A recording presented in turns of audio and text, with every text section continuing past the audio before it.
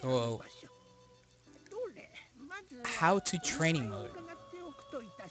How to training mode is what we're going to do right now.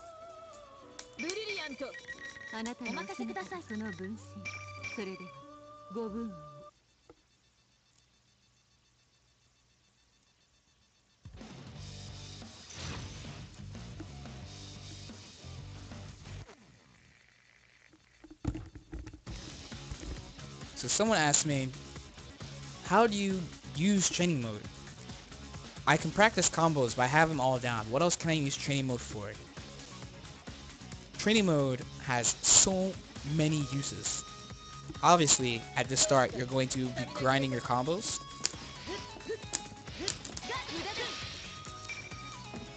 But training mode, once you get through all the basic one-player things, like all your combos, your basic combos, confirms, and getting adjusted to your character, what do you do in training mode?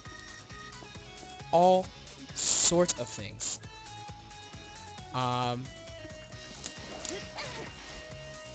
First things first for me, after I learn my character's basics, which is normally, I try to learn my character's most important combos first. So in Mitsuru's case, it's this throw combo. That's the first combo I learned. The next combo I learned after that was Fiddle Counter 5D.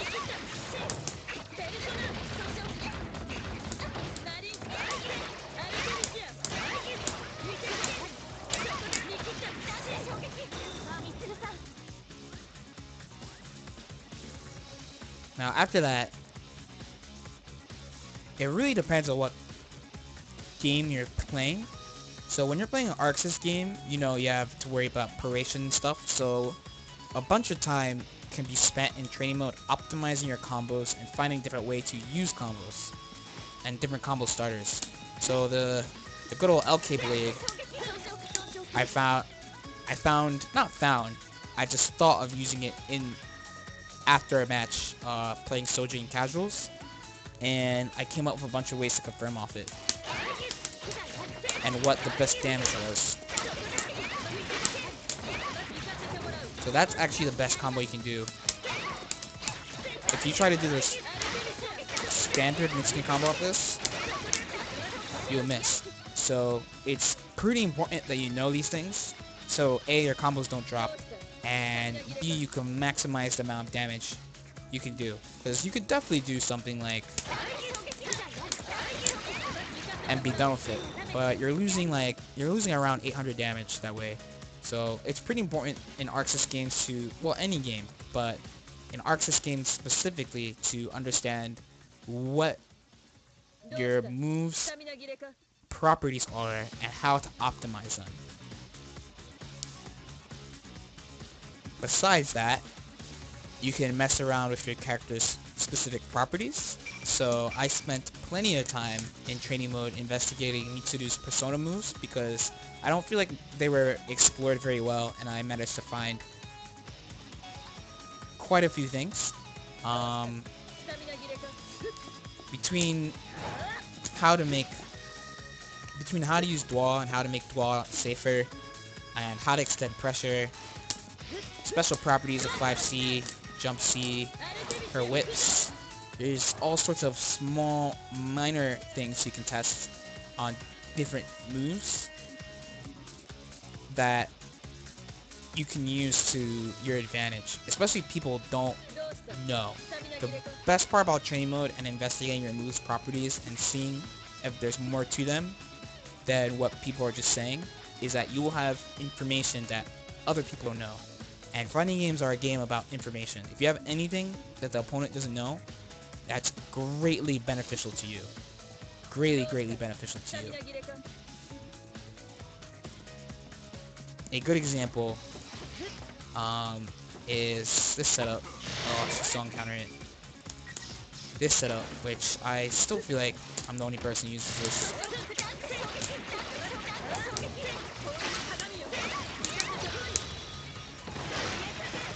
Whoops. Let me try again.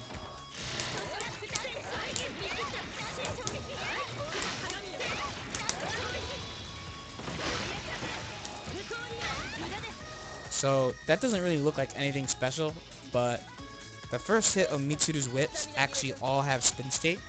So for those of you who don't play Persona, spin state is a special status, I should say, that all you can do is get hit or block. You can't do anything else.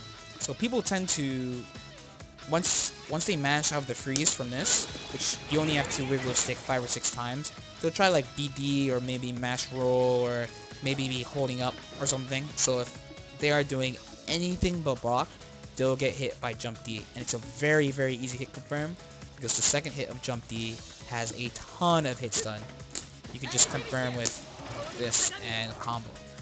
If they block, the second hit of this jump DD has a lot of block stun. I could get a high-low throw setup off it. So I was running that quite well for a long time, and I still use it against certain characters where there's just no better options than doing that because they can't do anything except for block or get hit, which is great. Now on top of your one-player stuff, also you could practice set play, which is great between whatever exists now or trying to come up with new stuff. But once you're done practicing all the one-player stuff, you can investigate what the other characters can do and try to improve your defensive game. So, actually, a better example is Razor Tia.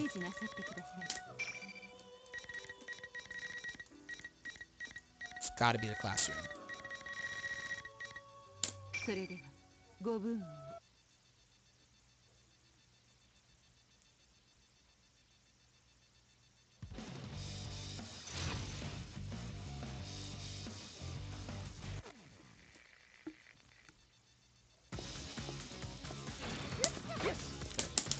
This is pretty fast. This is what I was talking about earlier. That's Rampage, Romer Cancel, Jump B. That's pretty quick. But a little while in training mode and you can figure out how to stop this. So first of all, like I was saying before, there's a significant amount of block stun on that Romer Cancel. So you have time to see that, hear the one more, and get ready to block. But, whoops.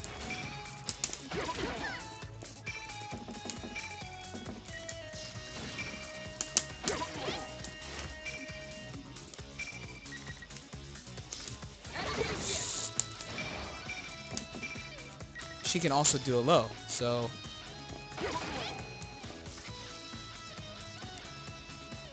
what can you do? What can you do about this? Maybe the strong players will be like, this is easy to deal with, but for a newer player, it's pretty hard to deal with. You'll get hit if you're not ready for this. I just got hit by low.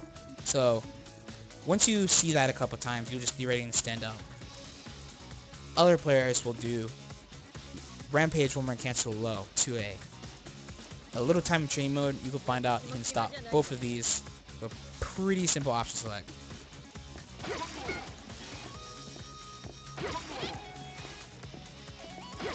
Oh, whoops, I didn't hold back. Whoa! What are you doing, Chia?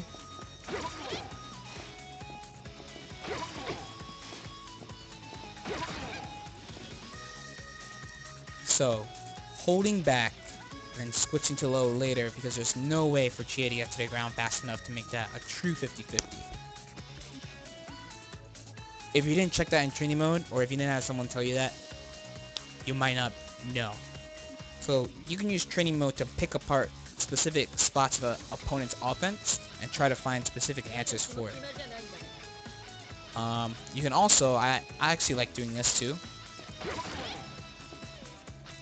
Whoops.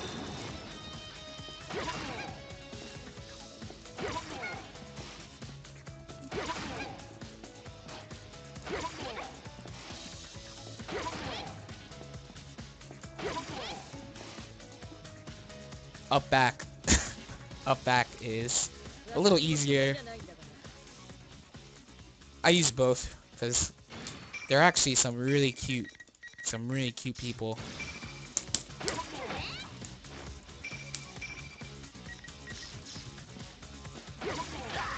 That sucks, right? Actually, I just thought of something just now. And this is what training mode is for too. You could be doing something with the intention of one thing, and then think of something else and try that out. So,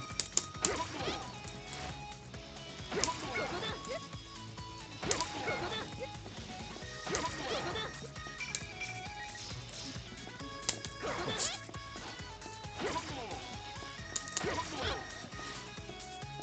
Wait, whoops, I screwed up. There we go.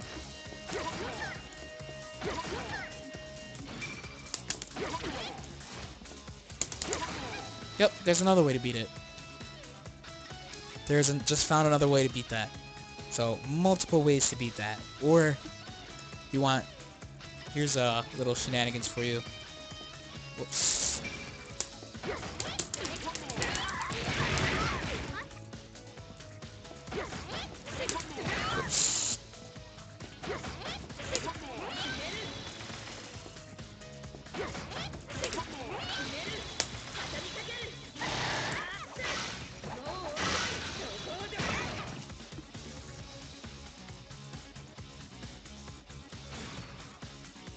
Oh, actually, let me set it properly. Set number 2 to what it actually is.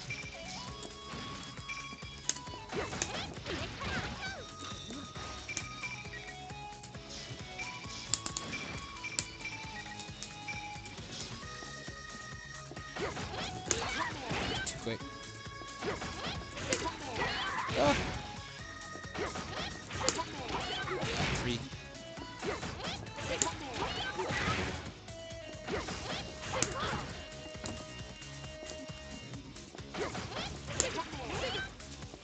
I'm sad. I'm sad.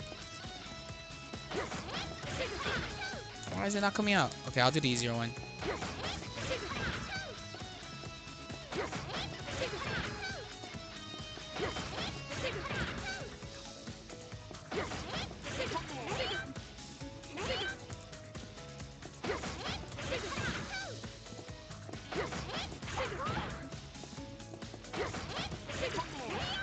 Yes, people do. People do that.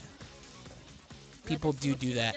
And you switch from low to high, back to low in case people are trying to be really cute. And you can also do, there's a really hard one, but you can block the low and do Maha Bufudan.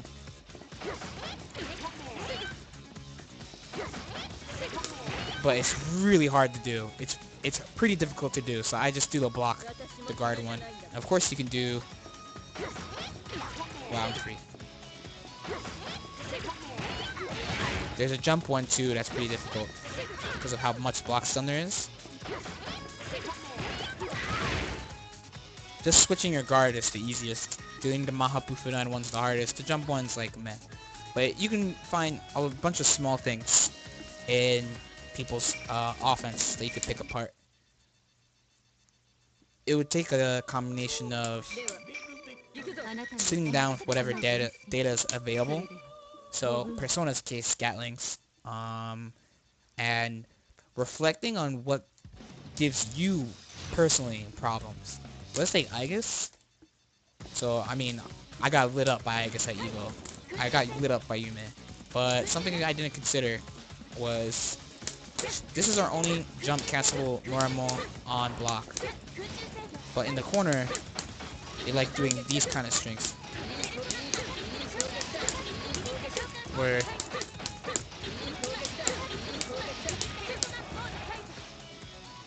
right? Or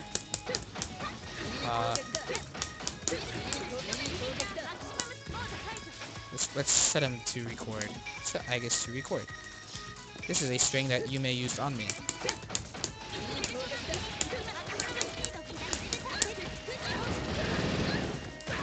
Okay, well first,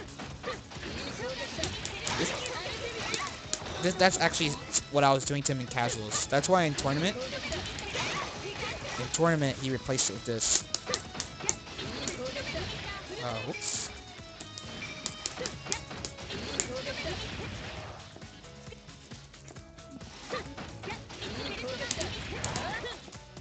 But that's the answer I found. she would have to...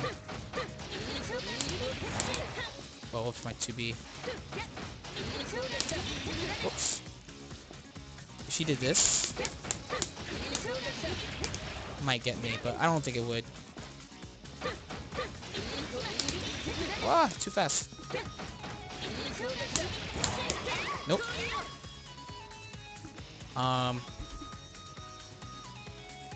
So you could take advantage of the fact that Aigis only has one jump cancelable normal. So if she tries to switch to B change, first of all, that's unsafe. This is kind of not that.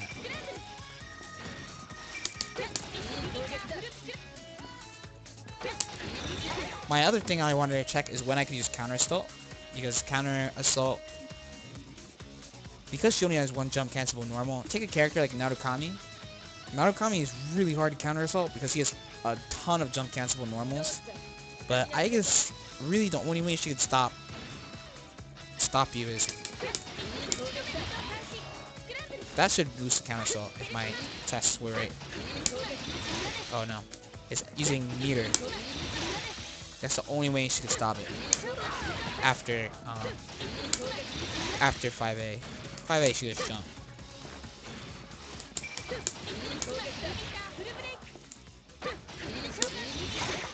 If I had known that, if you rewatch those Evo Grand Finals, I had so much meter, but I'm just blocking. It's just because it's something I didn't consider. So you can use training mode to really pick apart your opponent's offense, and especially things like you can know a matchup and you can know what an opponent does, but if a specific opponent does something odd or something you're not used to, then you could take that specific thing back to training mode, go figure out how to beat it, and then go back and be ready for them next time, which is great to do. Great. Of course, you could also test weird random stuff if you want. You can make really stylish swag or impractical combos if you want, but the main uses with training mode for me is definitely practicing my own one-player things, combos, burst seed combos in the Arxis games, pressure, and my character-specific move properties, and then messing with my opponent's offense or defensive options too, which kind of ties into like my offense. So my example was for offense. For offenses, why were Japanese players like Tokyo Mitsuda players using 5A 4 times? That was my mystery while I was in Tokyo. This was like 3 or 4 weeks into me in the game. So the standard Mitsuda pressure was stuff like this. You do AA or AAB or AA, the stuff with AA. But when I went to Japan, they were doing, and I was like, why are they doing it 4 times? Why? There's a ton of reasons why you could use 4 5As. The main reason, this whiff? Oh no. The main reason is that it pushes her out far enough while sharing the same frame data as her earlier A, her second A.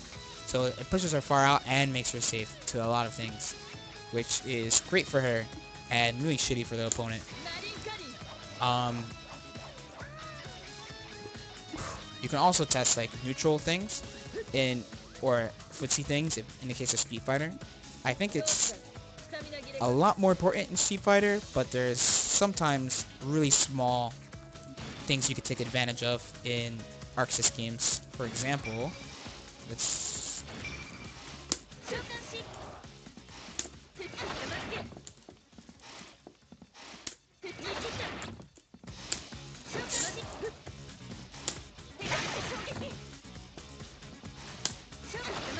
You can slide right under that roof. Slide right under that. Low profile that move. Not something that's very obvious, but something that's there. So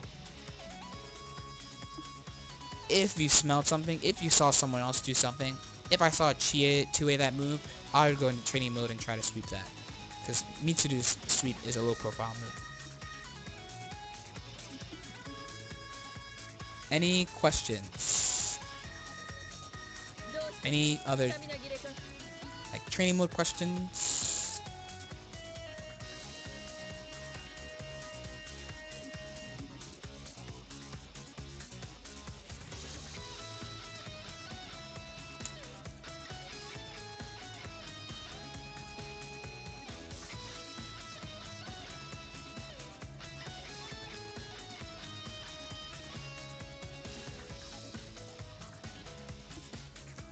How much time do I spend in training mode as opposed to playing people? When a game comes out, I spend a ton of time in training mode. I spend a lot of time in training mode because, like I said, I'm practicing my one-player stuff, combos, pressure,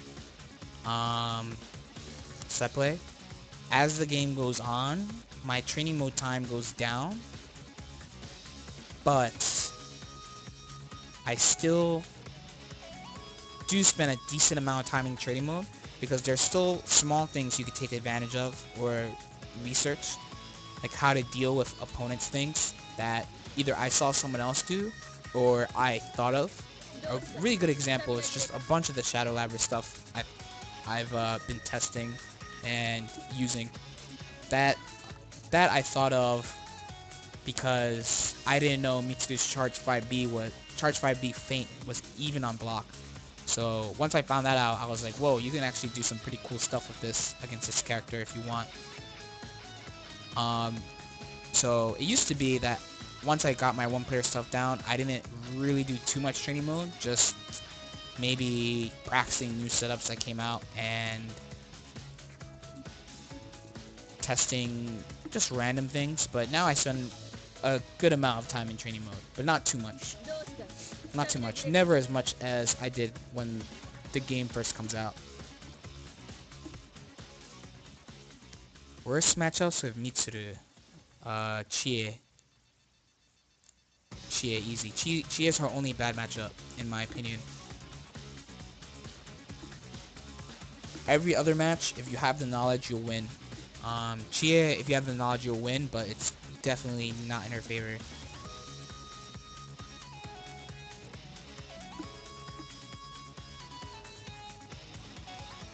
At what point would you say you're done with a combo in training mode? That's actually a very good question. I say I'm done with a combo when I can do it. As in, if I could just do it, like, hey, let me show you this combo. But that's not the best way to actually say you're done with a combo. The best way to say you're done, like you have a combo down, is that you can do it in tournament under any situation, like under any amount of pressure, in my opinion. Being able to do a combo 10 times in a row is nice, because that means you can do it consistently. All those things are important. Consistency, the ability to do it under pressure, and the ability to do it cold. Like, a good example of a combo that I may drop, but I say I can do. Oh, whoops. See?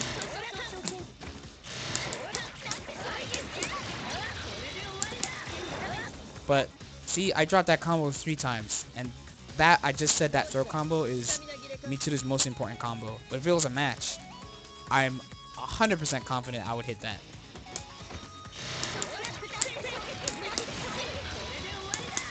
Just make sure you can hit it when it counts. That's when I think you're really done. The most important, a good thing is to have the muscle memory so that you could do it in a match. In matches, I kind of, when I'm doing combos, I really tell myself to slow down a little bit so I don't mess up.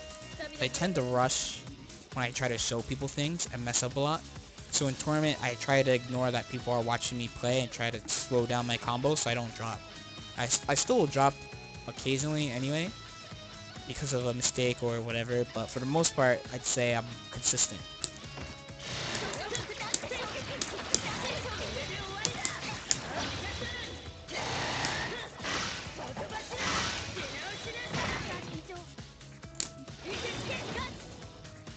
Other questions. That was a good question.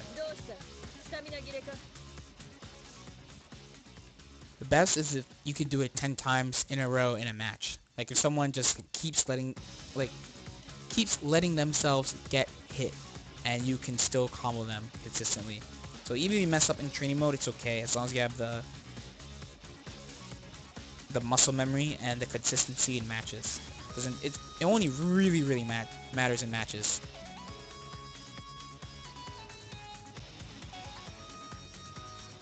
How would you recommend learning this game? Is it possible to just download everything you know? There's a process. I would say there's a process I follow to learn games. Uh, like I said, I try to learn my character's most important combos first, and then what I can do off those combos. So in Mitsu's case, the reason why I think her throw is an important combo is because a lot of her pressure, um, her pressure is three parts to me. So it's throw and throw with, um, doing things that keep Mitsuru safe and punishes enemies' guesses or mistakes, and mix-ups. But she doesn't always have the opportunity to do mix-ups like high-low kind of things in pressure. She needs a meter. So getting a throw is a great way to go into her D-Buffalo high-low, which is really good. So I would learn character's most important combos first, set play after that, general normals and general strategy after that, play a bunch of games, and then go back and start refining character specific stuff, more advanced / trickier setups. Earlier today, when I was streaming SF4, I was getting into the specifics of hard arrow knockdown setups. Like, what exactly do I do? Because I have the general idea, but I didn't know exactly how it worked. So now I have a better idea of how it works. When are you going to learn GG? Exerd. Next question. On the keeps letting themselves get hit line. Let's say you're playing a set play style character for 250-50 on opponent's wake up. You've used overhead on the two combos before and have another wake up situation now. How do you decide which one you're going to do next? Do whichever one you think is going to hit them. Simple. Sometimes you can get away with doing overhead. Sometimes you have to switch between high, low. Sometimes you do high, low, high. Maybe you do low, high, low. It just depends. It's 50-50. It's a straight guess.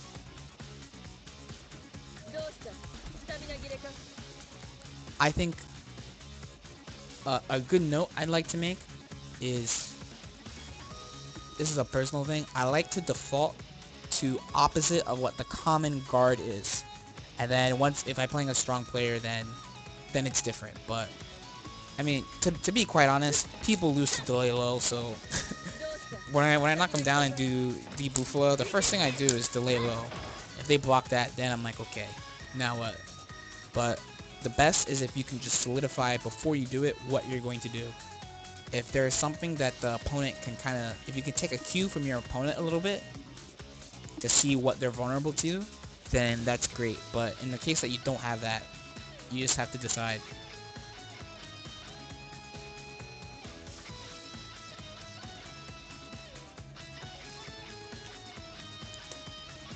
So if you want to say, how do you decide when to change your own mix-up? This might sound like a funny answer. Whenever you're on the offensive, like, and usually in those strong 50-50 situations, there's situations where the opponent can't do anything. So you're on the offensive. What the real important thing, a real good thing actually, is to see what kind, or I shouldn't say see, is what kind of mix-up is it. So let's take two of my characters. So let's take Mitsuru, who is not a set play character, but I tried to make her one, and Lychee, who's definitely a set play character. So Lychee and Extend, Kokushi Muso, you could get, it's a very long move where the opponent can't do anything. So there are multiple routes, you have multiple chances to hit them. So on top of like, compared to Mitsuru, when you knocked him down on D Buffalo, you only have 2 chances. Technically, you only have 1. But after the mix-up, I try to go for one more. Especially if I have meter, I try to go for one more. So technically you only have one chance. So with Mitsuru, I would default to delay low because everyone does low switch high. A lot of people do low switch high. And then after that, if I see them twitch the opposite way, I will probably, but not definitely, do delay overhead the next time. Or just overhead the next time. With Lychee, you have so many chances to mix them up with one knockdown. So with Kokushi, you could do overhead. You have the basic mix-up, you have 3 chances. And then for more advanced mix-ups, you have actually 6. No, wait. Actually 4 or 5, depending on how you do it. Because you could special cancel her high-low into another high-low. So, for a character like Lychee, where you get multiple mix-up chances, I actually don't worry about the opponent's habit unless they have an obvious one or an obvious thing that they tend to fall for. When I'm playing a strong player who's very good at guarding, I just try to do things to trick their eyes and time things in a way so that it's actually 50-50 rather than them being able to option select guard my mix-up. That's actually a very, very good question. But in the end, it's you do whatever you want.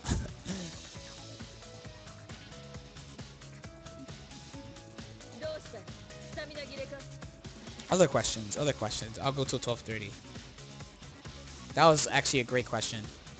That's something I don't even consider because it's so natural to me now. Because I tend to play those kind of characters if possible, or make my characters into that type of character like Mitsuru.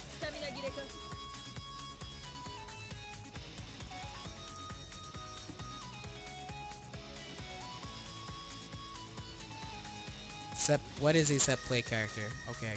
Um, so basically, a set play character is when you knock someone down and they're getting up, you call it Okezeme, right? So that's attacking an opponent that's standing up. So set play is your specific plan.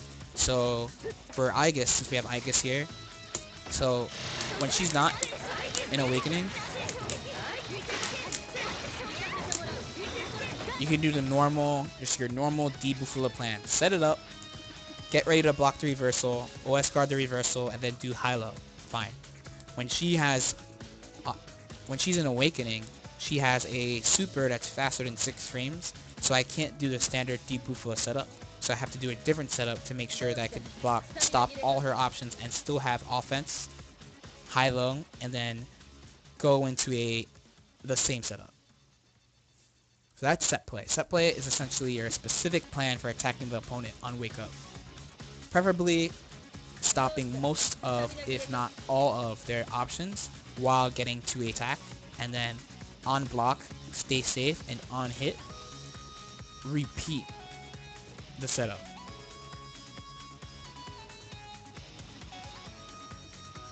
I can take a couple of more questions.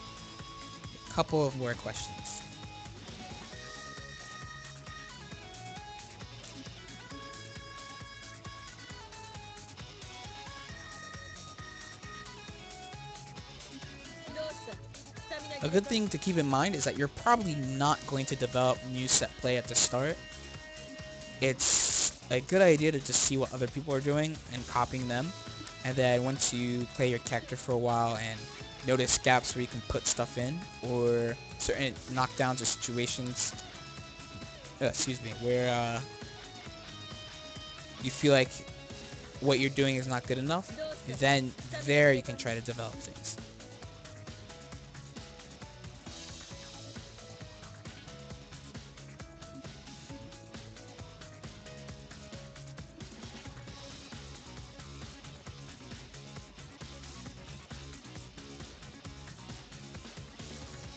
Any other questions?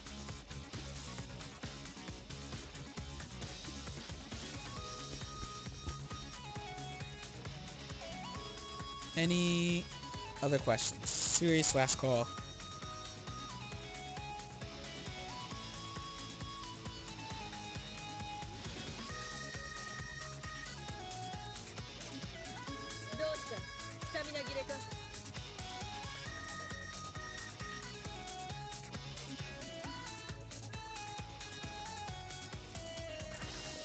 Okay, so Thursday. Thursday. Um, I think we have a pretty good episode on Thursday. My webcam is gonna come in, finally. I I'm getting the same webcam that Stickbugs has, so I hope it's really nice. Um, I can finally fill in that little black box in the bottom right for the first time. I believe the topic is going to be the tournament scene and how to deal with nerves and intimidation, and probably one other thing. Probably one other topic, but I want to talk about that. That's good. That's good. Oh wow, now that I'm like, oh, we're done. It's like a ton of shit. I'm playing default color Lychee, of course, besides my secret PSN ID, where I'm going to play a color that I'm not going to tell anyone because it's secret. How extensively do you think you should test a set play setup? Should you test every option every character has? I test every single option the character has. I test everything. I could tell you everything about every character against D Buffalo in the corner. I can tell you everything about every character. Give every P4 character a label? What do you mean?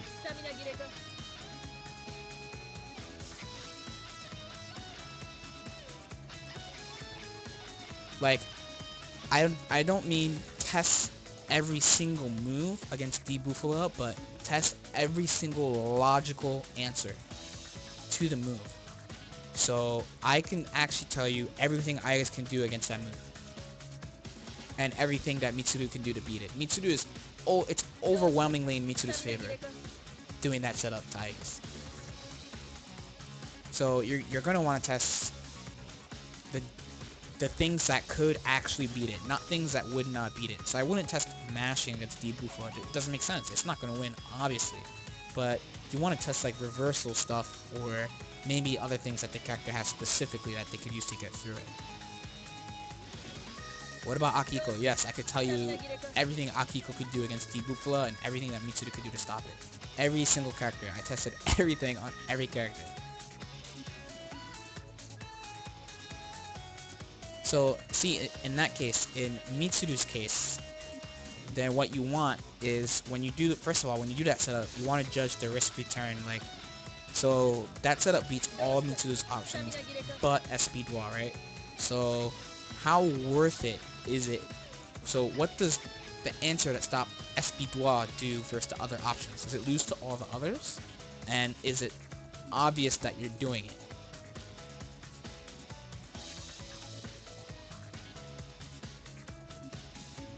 Tell you everything about Labrys against D Buffalo. Labrys is a little difficult because she has a guard point BD. So D Buffalo will beat rolls period when done perfectly, beat jumps, obviously beat mashing. It beats Labrys's reversals. If Labrys does the charge reversal, Mitsuru can super through it, roll through it, jump guard, and then mash air throw, get air throw counter hit. If Labrys does the awakening super, you can IK it, D Bufudine, or jump and air dash back. If she does guard point, it's a little difficult to deal with because she can hold it, but Mitsuru can BD it on reaction. And if I'm forgetting one, counter assault is the hardest thing to stop because Labrys and Shadow Labrys both have very large counter assaults. So that's actually one of the best things you can do as Labrys or Shadow Labrys against that setup, because their counter assaults are fucking huge. Yeah, Naoto AOA beats the standard D Buffalo setup. You have to do special ones. You have to do either the verse 6 frame reversal one, or you have to do Ender of a different normal, the Bidwa.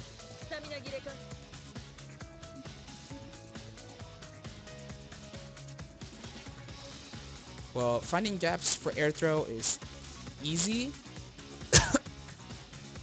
Well, you can't air throw people. General rules, you can't air throw people in between shit in the air. Marvel air grabs are just too fast.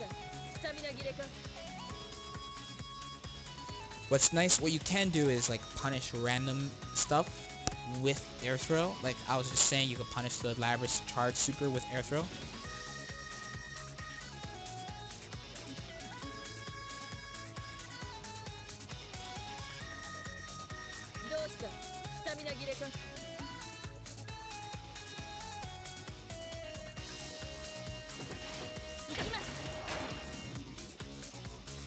But yeah, if you're testing set play, you want to test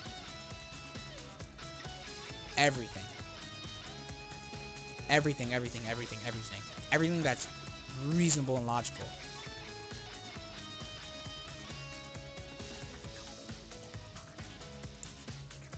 Yeah, I have multiple.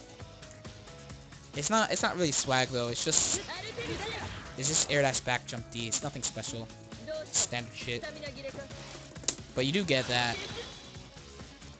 That's the best when I do D Bufla and step back and see that super flash. I'm just like, whoop. It's great.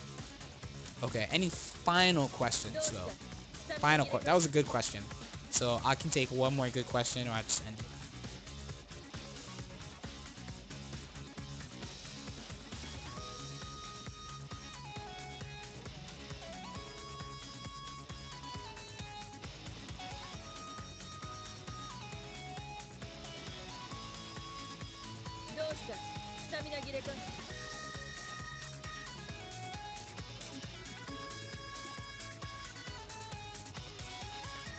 How much do you record and try to escape when creating set play? I try. It depends on the type, on what my goal is for the set play. So if I'm testing escape options, I'm not going to be testing confirming the escape option. I'm just going to check if the escape option can be defeated in the first place. So I use one of my sticks that has turbo to try to get shit out on the first frame. To make sure I can stop the escape options in the first place. And then after that, I will set the dummy to try to escape with that stick on record and try to confirm escape options. So I try to do both, to be honest. Try to do both sides. With Mitsuru, it's not, well, with both Mitsuru and Maichi, it's pretty easy to confirm escape options because jump and roll both just get hit. Mashing gets hit, wake up dash gets hit. So then from there it's reversals, and reversals you'll guard because of the way you input the high-low. So it's pretty easy, and the nice thing about the reversals is that the D Bufo will just pass through them. It won't hit them. So it's very easy to see. I do both sides, yes. Alright, so that's gonna be it. It's getting a little late. I'm gonna close the stream. Thanks for watching. I'll upload this tomorrow. Another episode on Thursday. See you then.